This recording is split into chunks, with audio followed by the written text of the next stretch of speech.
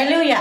ఏదైనా వాక్యము యోమ్ దెబిరీం 26వ తారీఖు 2వ నెల 2025వ సంవత్సరం.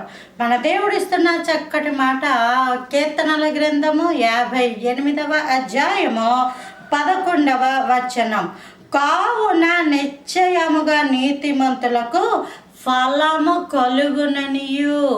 నీతిమంతులు తాను ఆ నీతిని కలిగి ఉండడం వల్ల నీతిమంతులు అవుతారు.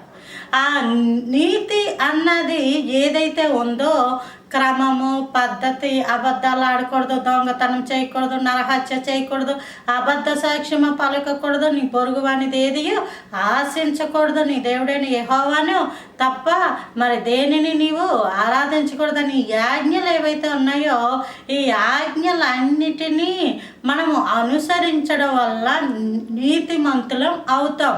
అంత మాత్రమే కాదు, ప్రభువారు సిలువలో కాచిన రక్తములో మన పాపాలను ఒప్పుకొని విడిచిపెట్టి కడగబడిన ఎడల ఉచితముగా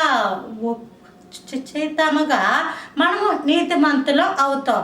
అయితే ఈ నీతిమంతులం అయ్యాము అన్న తర్వాత నీతిగా ప్రవర్తించడం, నీతిగా జీవించడం అన్నది చాలా ప్రాముఖ్యమైన విషయం.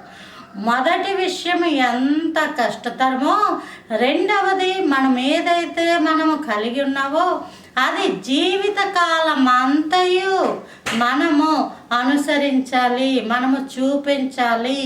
ఎప్పుడైతే మనం ఆ విధంగా జీవిస్తూ ఉంటామో నీతిమంతులకు కలుగు ఫలము నిశ్చయము. అది దేవుడే ఇస్తాడు ఆ ప్రతిఫలము, మనుష్యులు కాదు.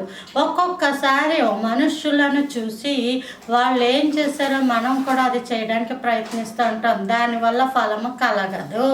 ఈ విషయం గుర్తుపెట్టుకోవాలి. నీతిమంతులకు ఫలము ఇచ్చేవాడు దేవుడు మాత్రమే. హల్లెలూయా. Praise the lord.